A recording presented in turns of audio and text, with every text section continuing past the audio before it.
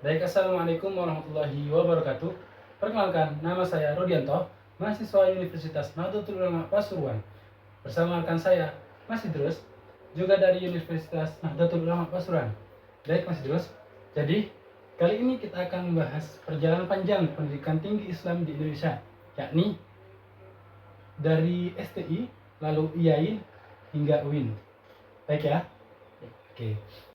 Terima kasih Mas Rudi, senang berada di sini. Baik Mas Idrus, saya awalnya mengira transformasi ini hanya soal ganti papan nama ya. Ternyata tidak. Sama sekali tidak Mas Rudi. Ini adalah eksperimen epistemologis terbesar di Indonesia. Bukan sekadar pergantian nomenklatur, tapi perubahan cara memahami dan mengajarkan Islam. Wah, menarik juga nih. Dokumen yang saya baca menyebut adanya akar ganda. Maksudnya bagaimana ya Mas Idrus? Jadi, pendidikan tinggi Islam di Indonesia lahir dari dua tradisi berbeda.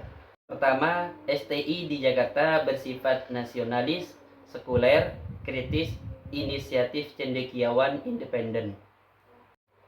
Kedua, ADIA di Yogyakarta bersifat birokratis, fungsional, inisiatif Kementerian Agama. Berarti ada ketegangan ya sejak awal. Tepat. Penggabungan pada 1960 menyatukan dua logika yang berbeda. Ketegangan antara akademisi mandiri dan birokrasi fungsional itu masih terasa hingga hari ini, bukan di era UIN. Seperti pernikahan yang tidak selalu harmonis gitu ya. Iya, tapi justru dari ketegangan itulah dinamika dan inovasi muncul. Lalu, kenapa kemudian pindah ke IAIN dan akhirnya ke UIN, Mas? Dialog. Era IAIN itu bisa dibilang masa keemasan tradisi. IAIN berperan sebagai Darul Ulum, benteng kajian tafsir, hadis, fikih. Tapi seiring waktu, tekanan dari luar makin kuat, seperti sains modern, isu HAM, gender, demokrasi, semuanya masuk ke ruang kuliah. Jadi, IAIN dinilai kurang responsif gitu. Bukan kurang responsif, tapi strukturnya memang belum dirancang. Maka muncullah gagasan transformasi ke UIN, bukan untuk meninggalkan tradisi, tapi untuk membuka diri. Tapi pasti ada pro dan kontranya kan? Pasti ada yang khawatir identitas keislamannya akan luntur. Nah, ini Mas yang bikin saya penasaran. Setelah jadi UIN, bagaimana cara menyatukan ilmu agama dan sains? Menariknya, tidak ada satu model baku. Dokumen ini menyebut 3 wajah integrasi.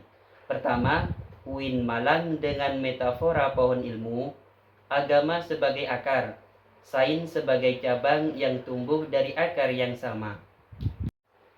Jadi, agamanya tetap fondasi gitu. Iya, kedua, UIN Yogyakarta dengan metafora sarang laba-laba. Semua disiplin terhubung dalam jaring yang saling menopang. Tidak ada pusat hierarki tunggal. Lebih setara ya? Tepat. Ketiga, UIN Surabaya dengan metafora menara kembar terintegrasi. Dialog setara antara ilmu agama dan ilmu umum tanpa subordinasi. Jadi, masing-masing punya ciri khas. Itu kreativitas lokal yang menarik. Setuju. Transformasi UIN menolak model monolitik, itu kekuatannya. Sejauh ini, apa sih dampak positif yang sudah terlihat? Sangat signifikan. Pertama, struktur multidisipliner berhasil menghapus dikotomi ilmu. Lahir prodi kedokteran, psikologi, teknik di UIN, ada kurikulum Jabalul Hikmah yang menyatukan Islam dan sains. Lalu, dari sisi lulusan, apa? Profil lulusan juga berubah total. Mereka tidak hanya jadi guru agama atau penghulu, tapi juga pekerja LSM, aktivis lintas iman, mediator konflik, bahkan tim tanggap bencana. Jadi lebih relevan dengan kebutuhan zaman. Iya, bahkan lahir cendekiawan muslim yang moderat, progresif, dan adaptif terhadap isu HAM serta gender. Tapi, Saya baca juga ada sisi gelapnya. Benarkah? Sayangnya iya, karena fokus bergeser ke integrasi multidisipliner, ruang untuk kajian Islam klasik, tafsir, hadis, fikih, justru menyempit. Mandat awal mencetak ulama tradisional mulai terabaikan. Jadi, ada yang hilang.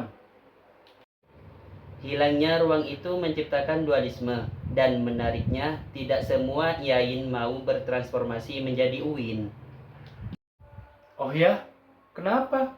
Bukankah itu dianggap lebih maju? Bukan soal maju atau mundur, Mas Rudi. Bertahan sebagai IAIN adalah bentuk resiliensi, yaitu perlindungan terhadap tradisi murni. Faktornya beragam: geografi, basis keilmuan dosen, jaringan global, dukungan politik daerah, juga kesiapan organisasi. Jadi pilihan sadar, bukan karena terbelakang. Tepat sekali, insight penting dari dokumen ini. Kalau begitu, apa kesimpulan akhir dari perjalanan panjang ini? Transformasi STI ke IAIN ke UIN adalah proyek historis yang belum selesai. Keberhasilannya dalam mendobrak dikotomi ilmu patut diapresiasi. Tapi tantangan ke depan jelas. UIN harus tetap terbuka terhadap sains modern dan isu global, tanpa kehilangan jantung keislamannya, tanpa kehilangan otoritas atas kitab-kitab klasik.